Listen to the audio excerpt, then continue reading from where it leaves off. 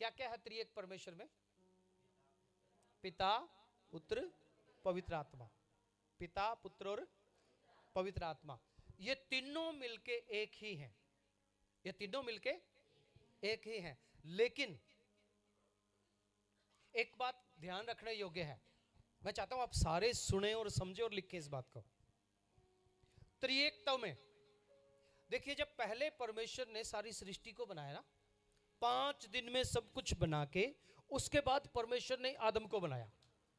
और आदम को जब बनाया तो क्या बोला परमेश्वर ने? आओ मनुष्य को हम अपने स्वरूप में बनाए। मनुष्य को हम अपने स्वरूप में बनाए। और प्रभु यीशु मसीह ने क्लियर कर दिया कि तुम परमेश्वर की आत्मा का मंदिर हो। चेलों ने बिल्कुल क्लियर कर दिया कि तुम परमेश्वर की आत्मा के मंदिर हो। यानी कि 5 दिन में परमेश्वर ने पूरी दुनिया बनाई, पेड़ पौधे, पशु पक्षी, जीव जंतु बनाए, और 6ठे दिन में परमेश्वर ने अपना मंदिर बनाया। आपको और मुझे बनाया, इंसान को बनाया, है ना? और परमेश्वर कहां रहता है? हमारे दिल में, हमारे मन में, हमारे शरीर में। हम परमेश्वर की आत्मा का मंदिर हैं। हम परमेश्वर की आत्मा का मंदिर हैं। वचन क्या कहता है? हे भाइयों, क्या तुम नहीं जानते कि तुम परमेश्वर की आत्मा के मंदिर हो? तो 6ठे दिन परमेश्वर ने अपना मंदिर बनाया, अपना घर बनाया। हालेलुया। और उसका घर कौन है? हम लोग उसका घर हैं, है ना? पर इंसान ने पाप करके परमेश्वर को उसके घर से बाहर कर दिया। परमेश्वर को ही अपने घर से बाहर कर दिया। कर सकता है कोई? आपको अपने घर से निकालना बहुत मुश्किल है। अगर 4 बंदे आ जाए तो आप 20 लोग इकट्ठे कर लोगे, आप पुलिस में जाओगे, हैं? आप कोर्ट में जाओगे, आप अपना घर कभी नहीं छोड़ोगे। आपको अपने घर से बाहर निकालना मुश्किल है, लेकिन आपने परमेश्वर को अपने घर से बाहर निकाल दिया।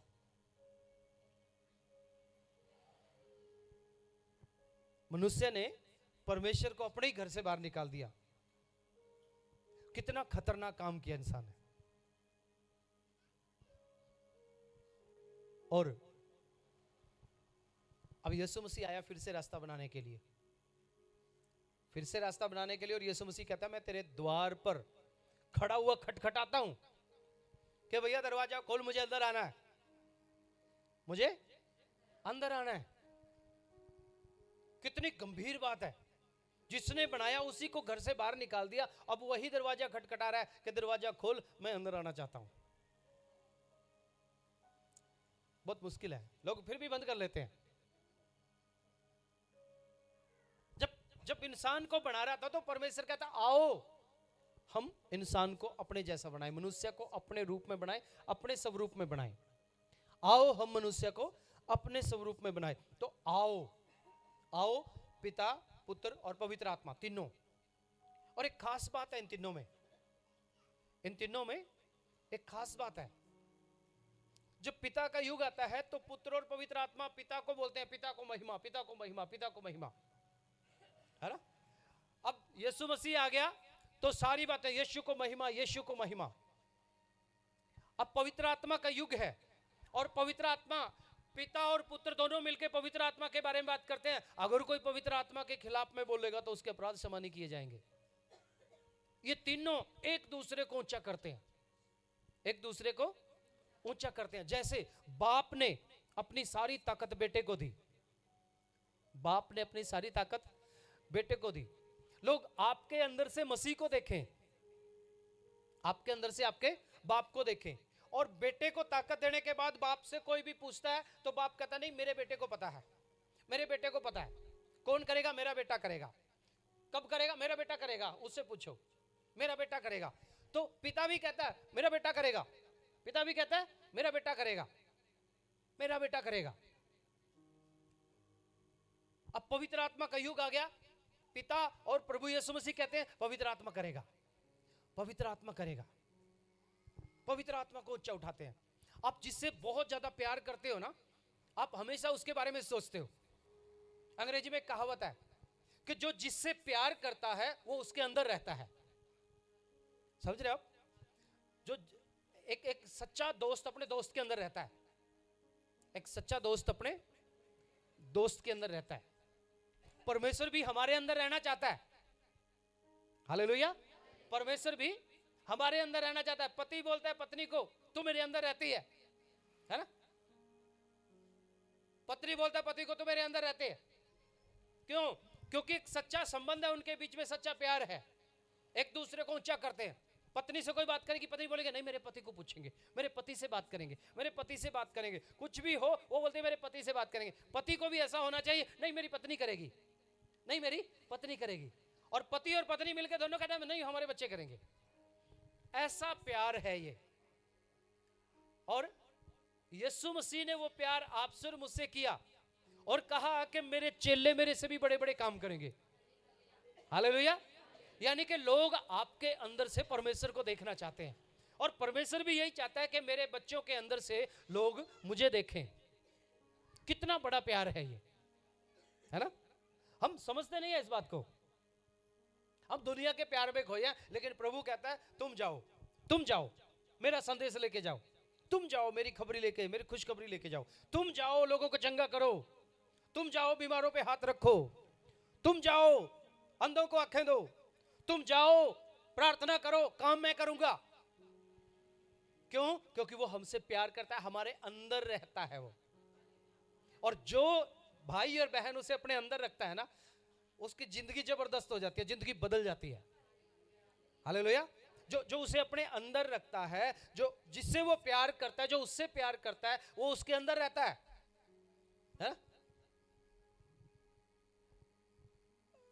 एक लड़की को जब शादी हो जाती है तो उसके विचार भी बदलते हैं, उसका दिमाग भी बदलता है, उसके स्वभाव भी बदलते हैं। क्यों? उसके पति का स्वभाव उसके अंदर आ जाता है, उसके पति का स्वभाव उसके अंदर आ जाता है, पति की बोलचाल उसके अंदर आ जाती है। जैसा पति सिखाएगा वैसा सीखेगी, जैसा पति बोलेगा वैसा वो बोलेगे, है ना? कि सच्चा दोस्त अपने दोस्त को ऐसे ही सिखाता है ना? सच्चा दोस्त अपने दोस्त के अंदर अपने विचार भरता है, क्योंकि वो एक दूसरे के अंदर रहते हैं। तो परमेश्वर के साथ भी यदि आपका सच्चा संबंध है तो परमेश्वर आपके जीवन में अपनी बातें डालना चाहता है। परमेश्वर अपनी बातें आपके जीवन में भरेगा, अपने विचार आपके जीवन में भरेगा, है ना? अपनी ताकत आपके जीवन में भरेगा, अपनी आशीषें आपके जीवन में भरेगा। क्यों? क्योंकि वो अंदर रहना चाहता है। ये है, ऐसा है त्रिएक परमेश्वर का प्रेम। हालेलुया।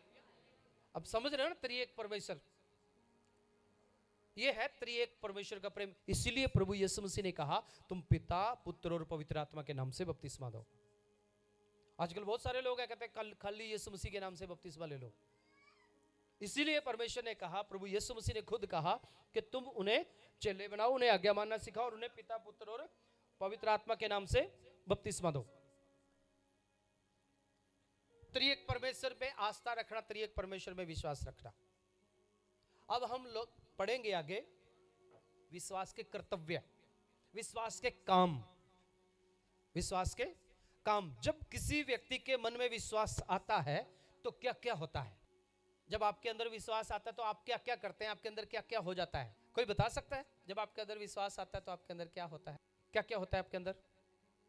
आपका जीवन नया हो जाता है, आपका स्वभाव बदल जाता है। जब आपके अंदर विश्वास आता है आप ट्रांसफर हो जाते हैं, मतलब बोलना और बातचीत करने का आपका तौर तरीका बदल जाता है। नशा करने वाला फिर नशा नहीं करता है, गाली देने वाला फिर गाली नहीं देता है ना?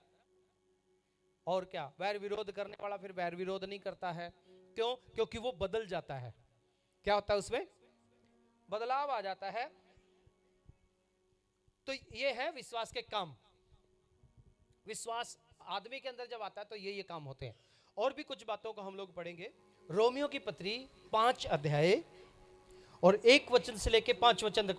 जब हम विश्वास से धर्मी ठहरे तो अपने प्रभु यीशु मसीह के द्वारा परमेश्वर के साथ मेल रखें, जिसके द्वारा विश्वास के कारण उस अनुग्रह तक जिसमें हम बने हैं हमारी पहुंच भी हुई, और परमेश्वर की महिमा की आशा पर घमंड करें। यही नहीं, वरन हम क्लेशों में भी घमंड करें, यह जानकर कि क्लेश से धीरज और धीरज से खरा निकलना और खरे निकलने से आशा उत्पन्न होती है, और आशा से लज्जा नहीं होती, क्योंकि पवित्र आत्मा जो हमें दिया गया है उसके द्वारा परमेश्वर का प्रेम हमारे मन में डाला गया है।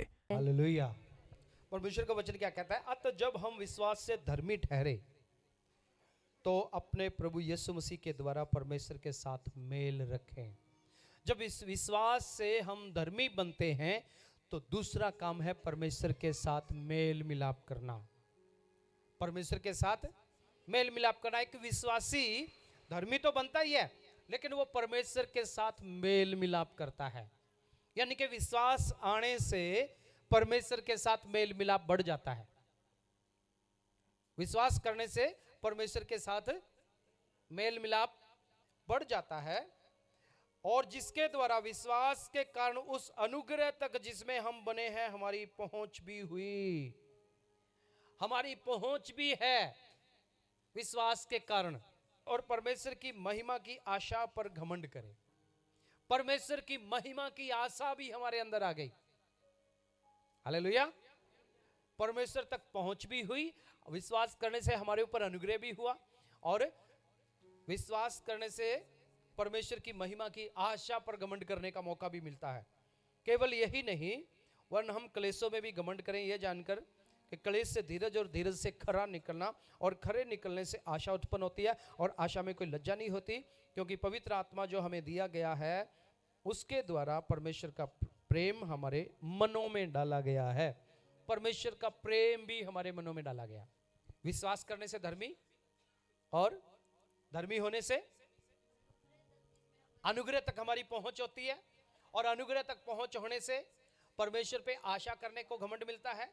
और उसके बाद क्लेश आते हैं तो क्लेश में हम खड़े रहते हैं विश्वास में, है ना। क्लेश आ जाता है तो विश्वासी क्या करते हैं क्लेश में?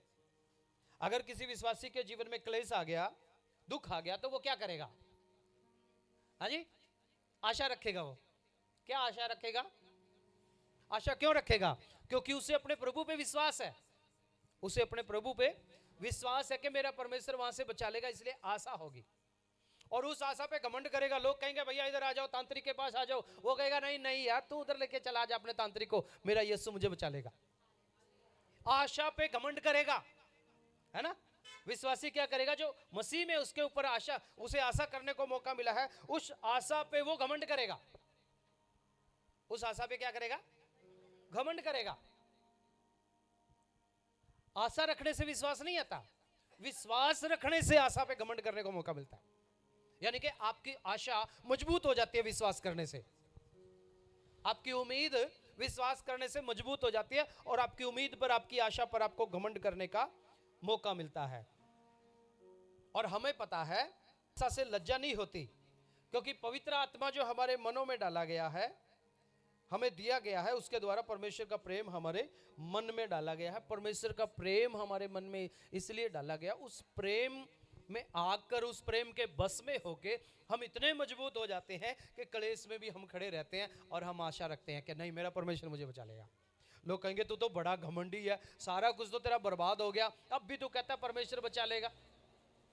है? आपने 2-3 हफ्ते पहले, 3 हफ्ते पहले एक आंटी की गवाही सुनी थी ना, कि मैं 16 साल से प्रभु में हूं, लेकिन जब से प्रभु में आई दुख ही दुख आ रहा है। पर उसने एक बात बोली लास्ट में कि दुख बेशक जितने मर्जी आ जाए, लेकिन मैं यीशु को नहीं छोड़ सकती, और मुझे पता है मेरा परमेश्वर एक दिन मेरे हालातों को बदलेगा। है ना। आशा करने में घमंड मिलता है, आशा पे घमंड होता है। क्यों? क्योंकि परमेश्वर पे विश्वास आपका बढ़ जाता है।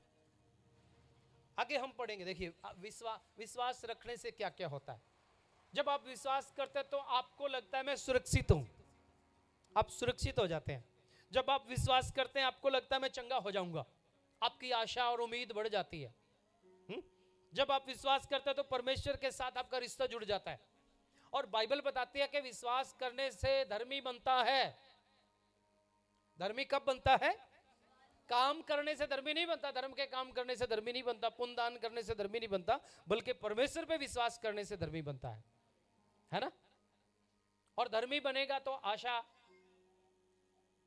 आएगा तो क्लेश में भी स्थिर रहेंगे, क्लेश में भी घमंड करेंगे, कोई बात नहीं, आगे तो कौन सी बड़ी बात है, मेरा परमेश्वर कर देगा सारी बातों को पूरा, है ना। होता है ना ये सब।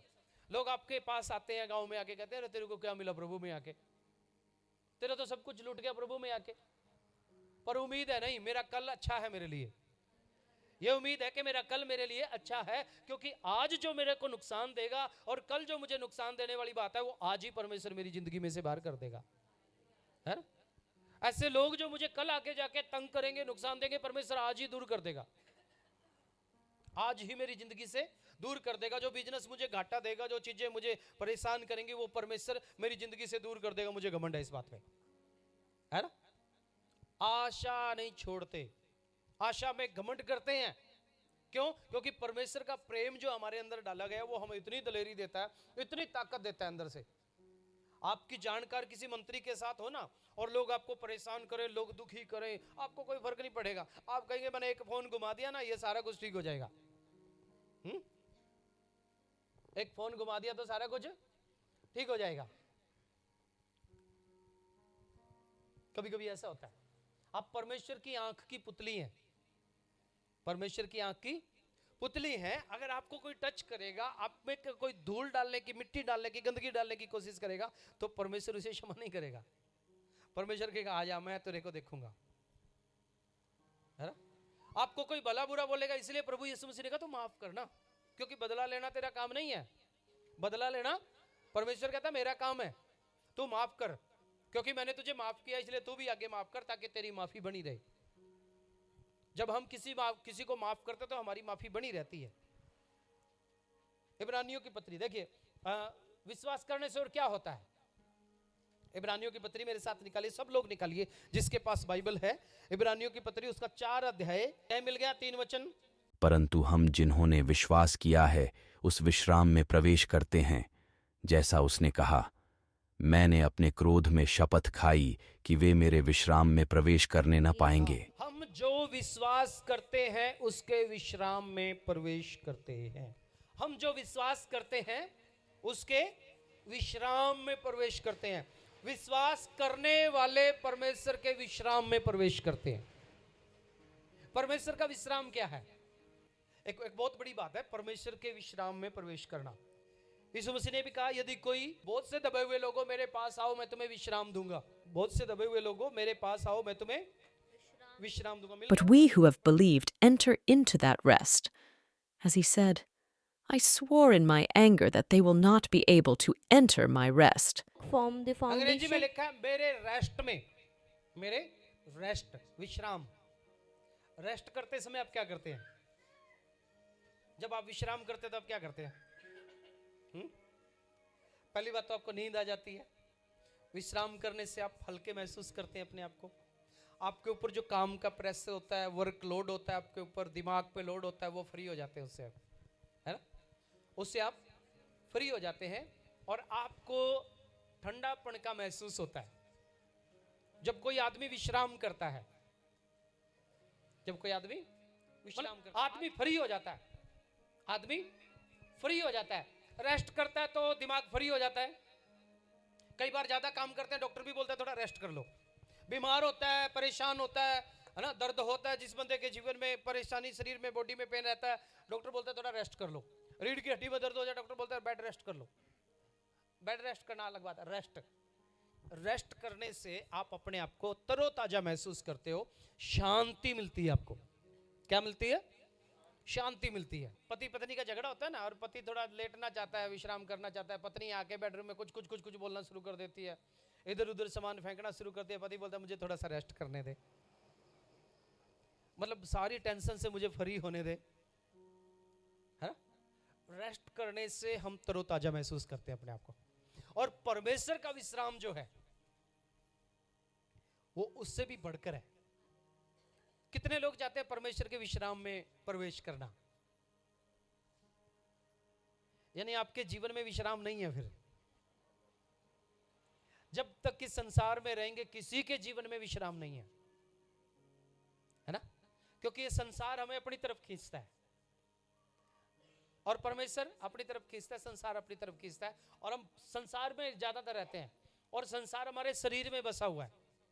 संसार हमारे शरीर में, हमारे दिमाग में, हमारी सोच में, कभी हमारी जरूरतें, कभी हमारी जिम्मेदारियां, कभी हमारे फ्यूचर, कभी भविष्य, कभी रिश्तेदार, कभी ये, कभी वो, कभी बच्चे, कभी बच्चों की शादी, कभी आगे आगे आगे आगे, है ना? वो सब कुछ हमारे शरीर में, हमारे अंदर ही बसा हुआ है। और अंदर से विश्राम देता है परमेश्वर। हालेलुया। परमेश्वर क्या करता है, अंदर से विश्राम देता है, फिर आपको बच्चों की, शादी की, कैरियर की, भविष्य की, है ना, नौकरी की, रोजगार की, घर की, परिवार की, उसकी चिंता नहीं रहती आपको। आप कहते हैं परमेश्वर अपने आप ही करेगा, जो परमेश्वर की मर्जी होगी वो पूरा करेगा। जब आप इस तरीके से आ जाते हैं तो परमेश्वर के विश्राम में आप जीते जी प्रवेश करते हैं। मैं कभी मौका मिला तो आगे बताऊंगा परमेश्वर का विश्राम क्या है और परमेश्वर के विश्राम में कैसे प्रवेश करते हैं। और जिस व्यक्ति ने परमेश्वर के विश्राम में एक बार प्रवेश कर लिया वो कभी छोड़ेगा ही नहीं, उसका बाहर कभी दिल ही नहीं लगेगा। वो कहता मैं तो यीशु का दीवाना हूं, मुझे और कुछ नहीं चाहिए, जो मर्जी होता रहे, मुझे कोई फर्क नहीं पड़ता। परमेश्वर के विश्राम में प्रवेश करने वाले ऐसे विश्वास करने वाले परमेश्वर के विश्राम में प्रवेश करेंगे। हालेलुया। विश्राम करने वालों के लिए क्या होगा, परमेश्वर के विश्राम में प्रवेश करेंगे। मतलब टेंशन से, डिप्रेशन से, दुनियादारी की बातों से वो चंगाई पाएंगे, वो आजादी पाएंगे। इब्रानियों की पत्री 11 अध्याय और एक वचन से ही पढ़ना शुरू कीजिए। ये पूरा अध्याय हम लोग पढ़ेंगे, देखेंगे विश्वास करने से क्या क्या होता है। अब विश्वास आशा की हुई वस्तुओं का निश्चय और अनदेखी वस्तुओं का प्रमाण है, क्योंकि इसी के विषय में प्राचीनों की अच्छी गवाही दी गई। विश्वास ही से हम जान जाते हैं कि सारी सृष्टि की रचना परमेश्वर के वचन के द्वारा हुई है। विश्वास से हमें ज्ञान मिलता है। विश्वास से क्या मिलता है, ज्ञान मिलता है, क्योंकि वचन क्या कहता है, विश्वास से ही हम जान जाते हैं कि सारी सृष्टि की रचना परमेश्वर के वचन के द्वारा हुई। सृष्टि की रचना कैसे हुई इसका ज्ञान मिलता है, हम समझ जाते हैं कि परमेश्वर के वचन के द्वारा हुई। आगे बढ़िए, जल्दी जल्दी चलेंगे हम। पर यह नहीं कि जो कुछ देखने में आता है वह देखी हुई वस्तुओं से बना हो। विश्वास से हमें ज्ञान मिलता है। विश्वास से कैन और हाबिल के बारे में लिखा है, हाबिल ने उत्तम बलिदान चढ़ाए। हाबिल ने उत्तम बलिदान चढ़ाए। अगर आपका दशवांश देने को दिल नहीं करता, ऑफरिंग डालने को दिल नहीं करता, कुछ ऐसे भी लोग होते हैं ना, समस्या होती है उनकी। मैं ये नहीं कहता कि उनके अंदर पाप है, पर उनके अंदर समस्या है, उनके अंदर ये समस्या है। क्या समस्या उनके अंदर, दशवांश डालने को, पैसा निकालने को दिल नहीं करता, प्रभु के साथ समय निकालने को दिल नहीं करता, समय के प्रति बड़ा कंजूस होते हैं वो, प्रभु के कामों में आगे बढ़ने को दिल नहीं करता, कलीसिया के कामों में रुचि नहीं लेते, सुसमाचार सुनाने में आगे नहीं आते। क्यों नहीं आते, क्योंकि समय निकालना पड़ेगा, बलिदान देना पड़ेगा ना। तो बलिदान कब दिया जाता है, जब आपके अंदर विश्वास होगा। जब आपके अंदर विश्वास होगा कि परमेश्वर मुझे 30 गुना ज्यादा देगा, परमेश्वर मुझे 60 गुना ज्यादा देगा, परमेश्वर मुझे 100 गुना ज्यादा देगा। जब आपके अंदर यह विश्वास होगा कि मैं परमेश्वर को दे रहा हूं, जब आपके अंदर यह विश्वास होगा कि परमेश्वर का है ये, मुझे परमेश्वर ने दिया, मैं वापस परमेश्वर को दे रहा हूं, तब आप दे पाएंगे। अगर आपके अंदर विश्वास नहीं है कि, तो आप बोलेंगे मैं चर्च में क्यों दूं, अब मैं पादरी को क्यों दूं, मैं कलीसिया में क्यों दूं, मैं किसी और को दे दूंगा। एक पादरी साहब थे, वो कहते हैं मैं अपना दशवांश, मैं दशवांश की शिक्षा दे रहा था, तो मुझे बोलने लगे मैं अपना दशवांश रोटी बैंक में देता हूं। मतलब लोगों ने एक मिलके एक ऐसा ग्रुप बना के रखा, उसको रोटी बैंक कहते हैं। भूखे गरीब जो भी है जाके वहां खाना खा सकते हैं, वो लंगर लगाते हैं, रोटी बैंक बोलते हैं उसको, कि मैं अपना दशवांश रोटी बैंक में देता हूं। तो मैं क्या, फिर तुम्हें परमेश्वर पे विश्वास नहीं है, तुम्हारा परमेश्वर के साथ कोई रिश्ता नहीं है। पादरी हूं मैं तो जी, पादरी तो है भाई, पर वचन तो मान। विश्वास, विश्वास क्या विश्वास होना चाहिए कि मैं परमेश्वर की खेती में बोऊंगा, ये मुझे परमेश्वर ने दिया। समय अपना मैं परमेश्वर के भवन में दूंगा, परमेश्वर के कामों में दूंगा, सुसमाचार सुनाऊंगा, है ना, डीजे पे नाचने की बजाय मैं दुआ में बैठना ज्यादा पसंद करूंगा। ये विश्वास जब आपके अंदर होगा तो आप ये कर पाएंगे, बलिदान कर पाएंगे, त्याग कर पाएंगे। बिना विश्वास के नहीं होता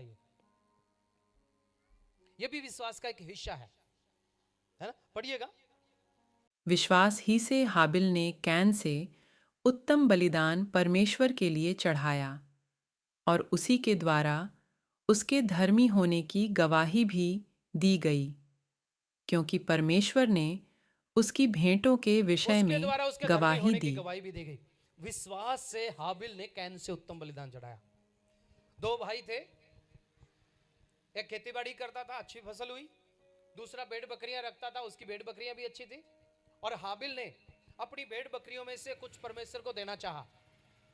पुराने समय के लोग थे, सोचते थे परमेश्वर को बलि देना तो परमेश्वर के सामने क्या करेंगे, एक मेमना काट के परमेश्वर को दे देंगे, आग में जला देंगे उसको, वो धुआं उड़ के आकाश में जाएगा, परमेश्वर स्वीकार कर लेगा। ये उनका तरीका था परमेश्वर को खुश करने का, परमेश्वर को बलि देने का। हाबिल भेड़ बकरियां चराता था, कैन खेती-बाड़ी करता था। कैन ने सोचा चलो थोड़ा सा अनाज मैं भी ले जाऊं, पर कैन ने फिर सोचा इतना ज्यादा का परमेश्वर क्या करेगा, परमेश्वर और थोड़ा सा कर लिया। इतना क्या करेगा परमेश्वर, और कम कर लिया। अरे परमेश्वर को ही तो देना है, परमेश्वर को तो 2 दाने दे दो, उतना ही काफी है।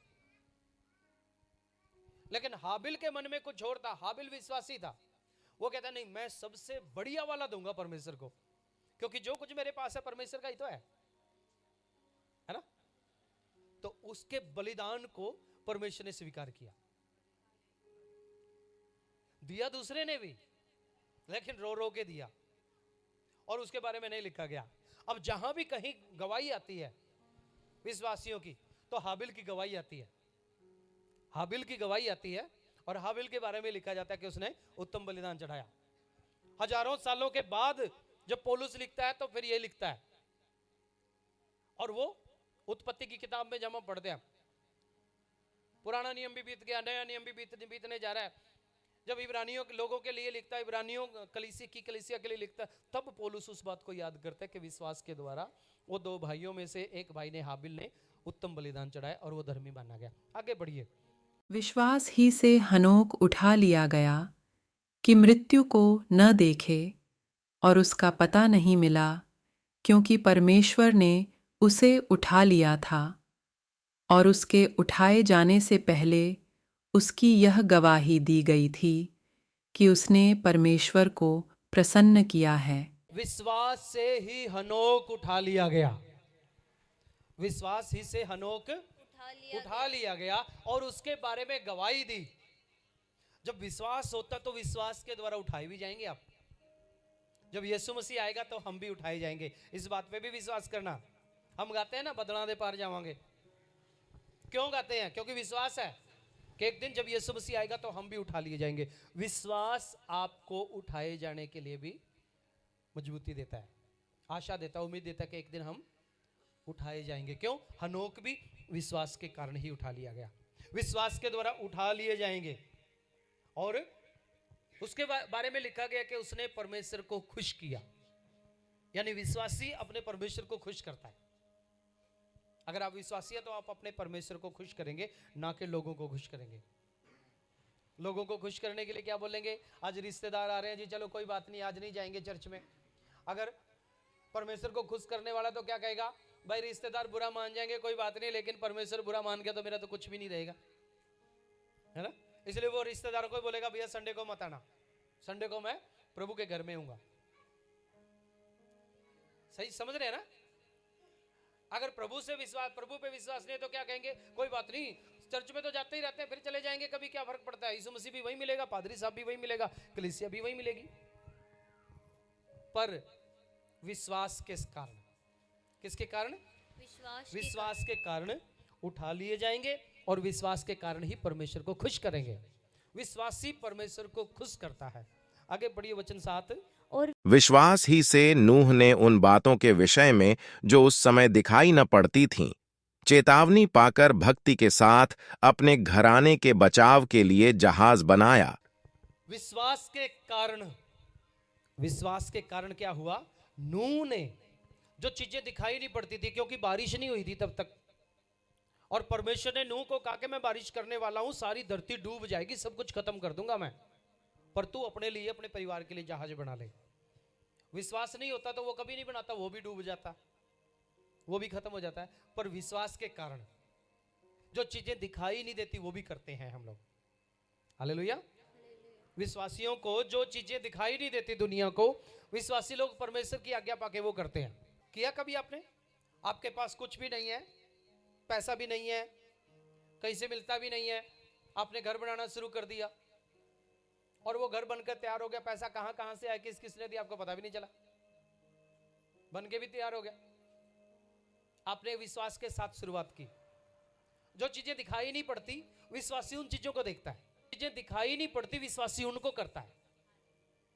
जो चीजें दिखाई नहीं पड़ती विश्वासी उनको करता है। जो चीजें समझ में नहीं आती लोगों के, विश्वासी उनको वो करने की ताकत रखता है। क्यों? क्योंकि उसे परमेश्वर पे विश्वास है कि मुझे ये परमेश्वर ने कहा। एक भाई को पता नहीं परमेश्वर ने क्या दिखाया, काम ही नहीं था उसको, कई महीने तक फ्री रहा। और एक दिन परमेश्वर ने बोला मैं तुझे काम दूंगा, संडे को चर्च में लंगर लगाना। जाके मुझे फोन करके बोलता है चर्च में लंगर लगाना जी। मैंने कहा लगा दो भाई, हम तो तैयार बैठे हैं।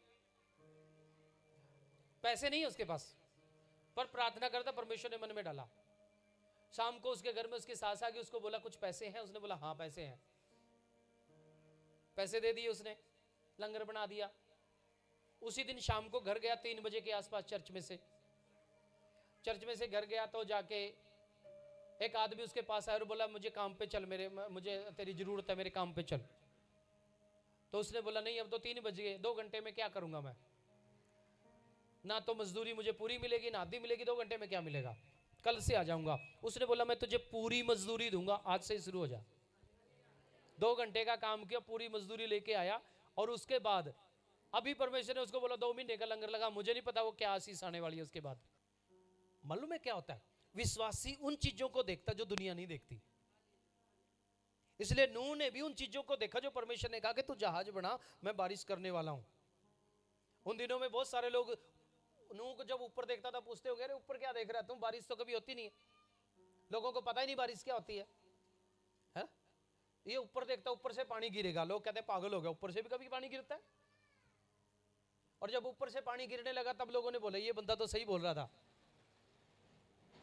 जो चीजें दिखाई नहीं देती वो चीजें विश्वासी करता है। वचन 8 पढ़िए।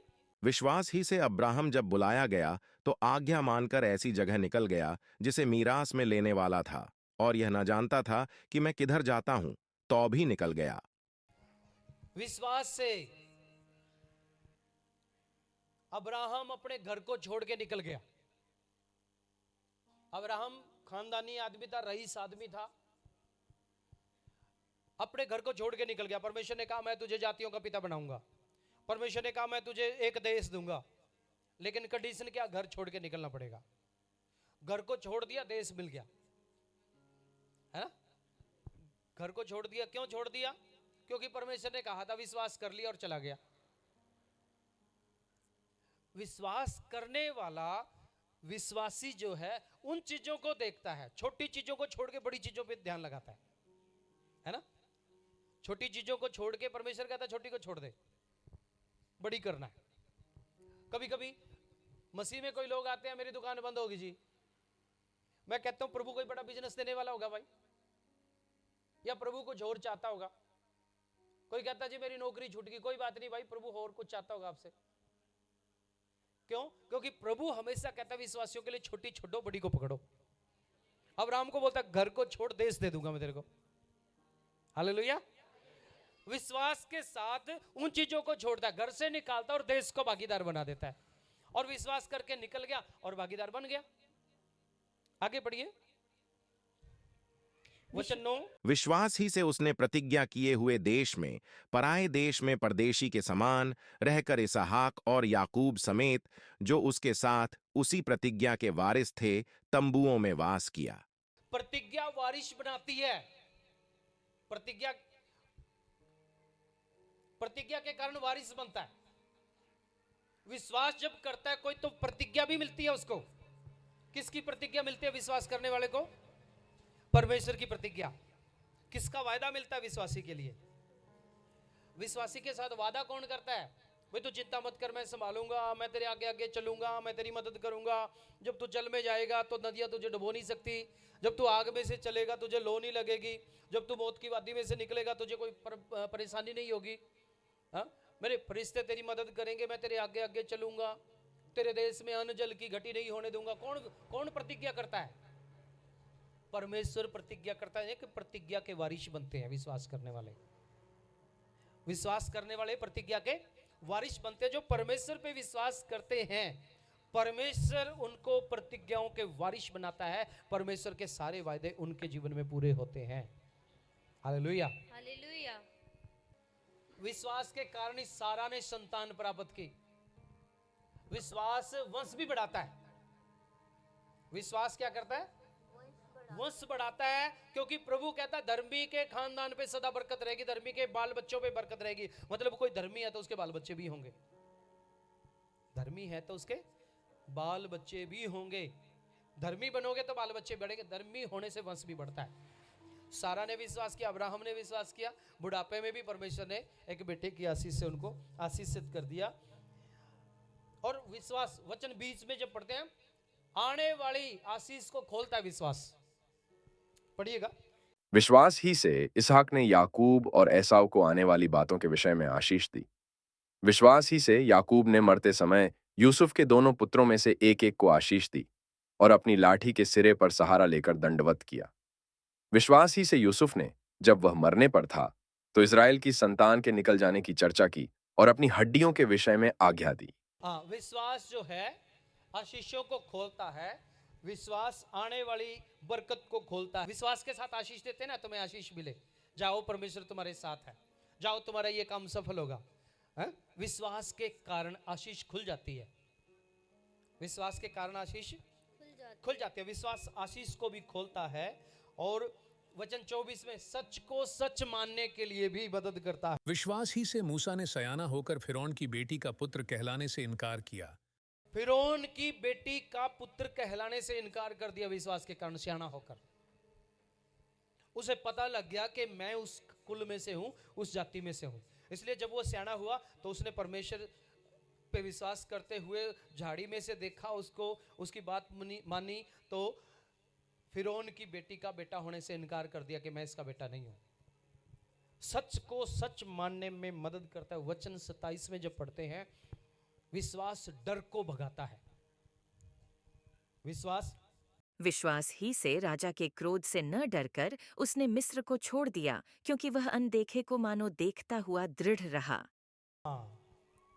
सुरक्षा देता है ना। राजा लोगों ने बोला, कई विश्वासियों को बोला, नीरो रोम का राजा विश्वासियों को बांध दिया, 4-4, 5-5 विश्वासियों को रस्सी से, उनके ऊपर तेल डाल के आग लगा दी और बोला यीशु को इनकार करो।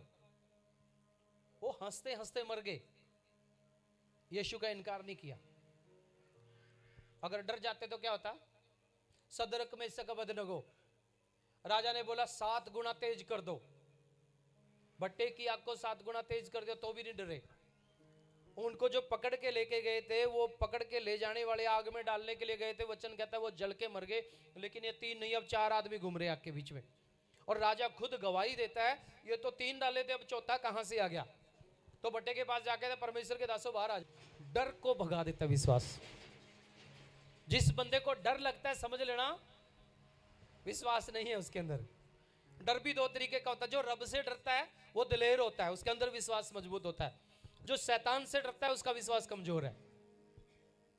शैतान वाला विश्वास परेशान करता है, दुखी करता है। और परमेश्वर वाला विश्वास आपको दिलेरी देता है, आपको ताकत देता है, आपको हिम्मत देता है। हालेलुया। सुरक्षा देता है। 29 पढ़िए। विश्वास ही से वे लाल समुद्र के पार ऐसे उतर गए जैसे सूखी भूमि पर से, और जब मिस्रियों ने वैसा ही करना चाहा तो सब डूब मरे। विश्वास से क्या हुआ? लाल समुद्र को पार कर दिया।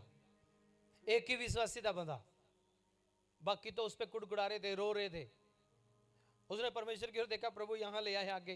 प्रभु कहता जो लाठी तेरे हाथ में, समुद्र की ओर बढ़ा और मैं समुद्र को 2 भाग कर दूंगा। विश्वास लाल समुद्र को भी 2 भाग कर देता है। 30 वचन में शहरपनाह को गिरा देता है विश्वास।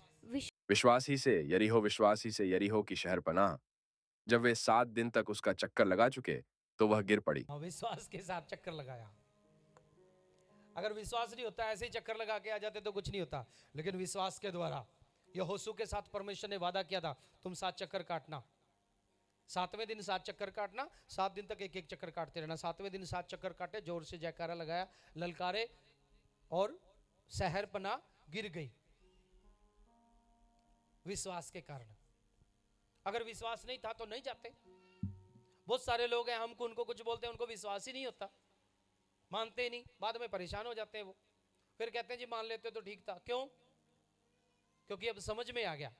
तो विश्वास क्या करता है? लाल समुद्र को भी पार करने की ताकत देता है विश्वास आपको।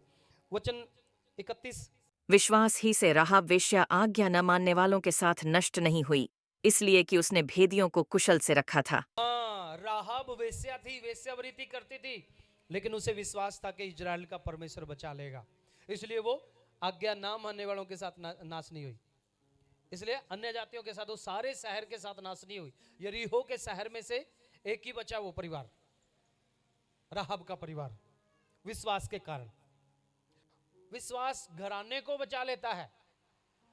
आप विश्वास करोगे आपका घराना बचेगा, क्योंकि प्रभु यीशु मसीह ने वादा किया है, तू बच तेरा घराना बचाया जाएगा।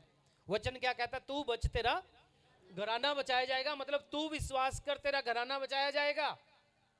विश्वास, आपका विश्वास आपके पूरे खानदान को बचा सकता है। खानदान को बचाने की ताकत रखता है विश्वास। विश्वास के कारण राज्य जीत लिए जाते हैं, देश जीत लिए जाते हैं विश्वास के कारण। 31 वचन पढ़िए। विश्वास ही से राहाब वेश्या आज्ञा न मानने वालों के साथ नष्ट नहीं हुई, इसलिए कि उसने भेदियों को कुशल से रखा था।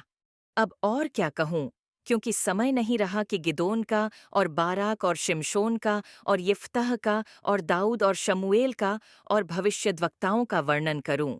इन्होंने विश्वास ही के द्वारा राज्य जीते, धर्म के काम किए, प्रतिज्ञा की हुई वस्तुएं प्राप्त कीं, सिंहों के मुंह बंद किए, आग की ज्वाला को ठंडा किया, तलवार की धार से बच निकले, निर्बलता में बलवंत हुए, लड़ाई में वीर निकले, विदेशियों की फौजों को मार भगाया। इन्होंने विश्वास के द्वारा राज्य जीते, धर्म के काम किए, प्रतिज्ञा की हुई वस्तुएं प्राप्त की, सिंहों के मुंह बंद किए, आग की ज्वाला को ठंडा किया, तलवार की धार से बच निकले, निर्बलता में बलवान हुए, लड़ाई में वीर निकले, विदेशियों की फौजों को मार भगाया, स्त्रियों ने अपने मरे हुओं को फिर से जीवित पाया, कितने तो मार खाते मर गए और छुटकारा ना चाहा, इसलिए कि उत्तम पुनरुत्थान के भागी हों। Hallelujah, hallelujah. अब विश्वास देखिए क्या क्या करता है, क्या क्या करता है विश्वास?